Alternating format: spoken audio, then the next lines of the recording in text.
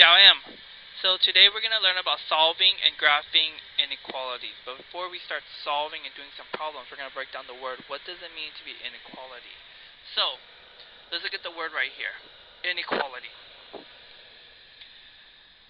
A lot of people know what the word inequality, right, is. Equality means equal. Something's equal. When you put a prefix of in front of something, it kind of means not.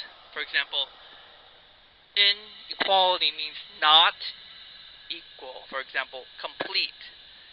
Something's complete. Like I completed my homework assignment. Incomplete means I didn't complete them. So we're talking about stuff that are not equal now. So usually when you have something equal, you have like one answer, but now we have multiple answers, like infinite number of answers and multiple answers. And what are inequalities? Inequalities look like these.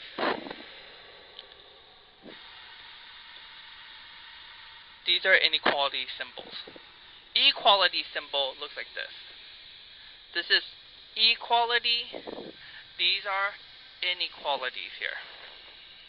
So, these are different. These are strictly less than and greater than, and these are less than or equal to. So let's take a look at some problems. Before we start doing inequalities, there's one rule you need to know.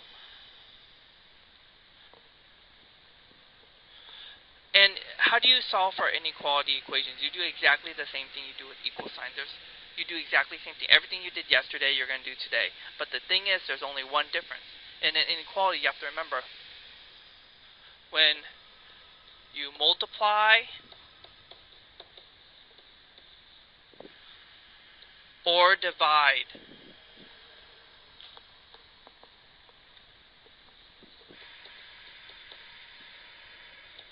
both sides by a negative number, you flip the inequality. So you do exactly the same thing you do when solving an equal sign. The only thing is there's only one rule here, and this is the only rule you need to know.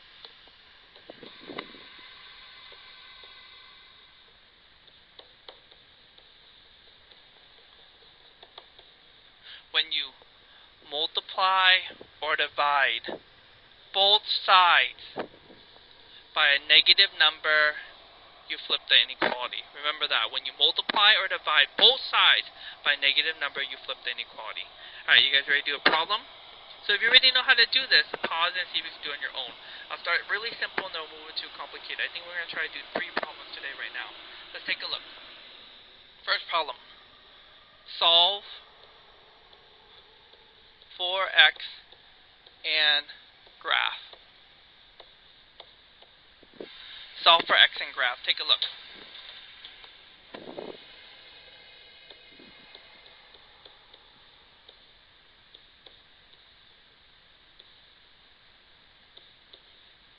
So, exactly the same thing as an equal sign, you'll solve this. Our goal is to get x by itself, move everything else on the other side. Solve for x, get x by itself. So take a look. I look at this problem. There's many ways to solve this problem. I could subtract 6 from both sides. I could distribute. I think I want to distribute first. So I distribute. I distribute the negative 2 into the x. I distribute the negative 2 into the negative 3. Take a look. Negative 2 times x is negative 2x. Negative 2 times negative 3 is a positive 6. Plus 6 is less than 12. Now take a look at the problem. Do I have to flip the sign? No. Only when I multiply or divide both sides by a negative number. Remember, it has to be both sides. I multiplied over here to only one side. I'm distributing. Simplify this. Take a look. 6 and 6 make a negative 2x plus 12 is less than 12. Solving, simplify this. I'm going to subtract 12 from both sides. I got a negative 2x less than 0. Solve for x, divide 2 from both sides, negative 2 on both sides. Simplify x, is less than 0. I don't know if you caught this, but I made a mistake. What mistake did I make? That's right. I forgot to flip my sign. If you take a look here, I divided both sides by a -2. When I divide both sides or multiply both sides by a negative number, I must flip the inequality. So what does it mean by flip the inequality? I take this and I flip it to the other side. So therefore my answer is x is greater than 0. That means I have many answers. Many answers. All the numbers that are greater than 0. So what numbers are greater than 0? Like 1, 2, 3, 4, 5, etc., etc., etc. So a lot of times people can't see this, so usually you put it in a visual for them. We do a graph for them. So take a look what a graph would look like.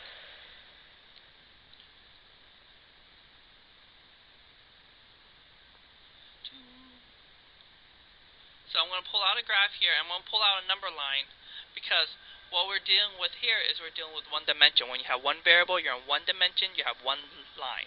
When you have two variables in x and y, you're in two dimensions, you have an x and a y line. So take a look over here. X is greater than 0. Our number is 0. So at 0, we're going to draw an open circle, and x is greater than 0. Where is the numbers that are bigger than 0 here that make this true? All the numbers are bigger than 0 over here, and therefore you draw the line and draw an arrow and shade this area in. Everything that's shaded in is the correct answer. I need to talk about a couple things real fast. You see this open circle here? Will it always be open? No. Take a look. These right here are not equal. Therefore, at 0 is not an answer. So therefore, they're open circle. So these right here are open circles.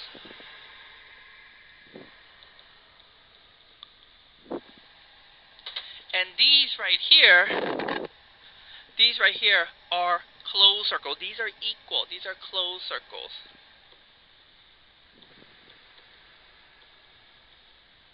These are closed circles. They're equal. So also known as solid circles. And you know how I remember that? It's kind of corny, but I guess I'll share with you guys anyways.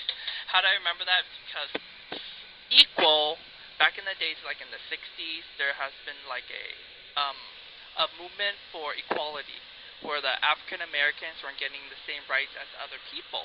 So they created like groups like the Black Panthers and stuff like that. So I remember like back in the day, people always say solid, because they want equality. So remember, when it's equal, we're solid. Sound good? Alright, let's try another one.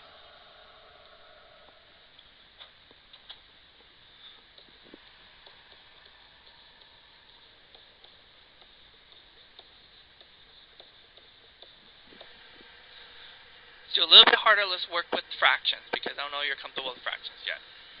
So let's do a 2/3 x plus 3 is less than or equal to 5. So take a look at this problem. First of all, when we're finished with this, is this going to be an open circle or a solid circle? That's right, a solid circle. Why? Because we have an equal sign there. This equal sign right here,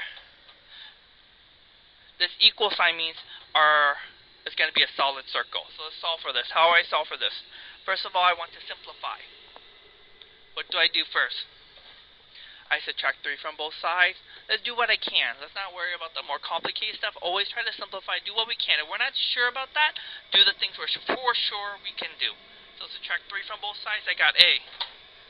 Goes away, comes a 2/3 x less than or equal to 2.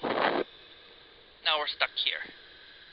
And here's where a lot of people forget how to do this. And some people might remember, oh, multiply reciprocal, but really, what does that mean? Take a look. What does a fraction mean? Fraction means times to the top, divide at the bottom. So this means times 2 divide by 3. Times 2 on the top, divide by 3 on the bottom. So think about that. What does it mean to do the inverse of that? Times 2, the inverse is divide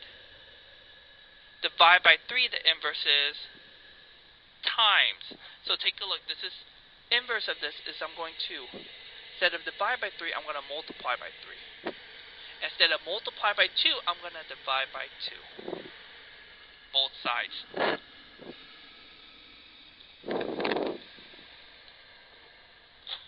What happens here, this becomes 2 times 3 is 6 over 6. 6 divided by 6 is 1.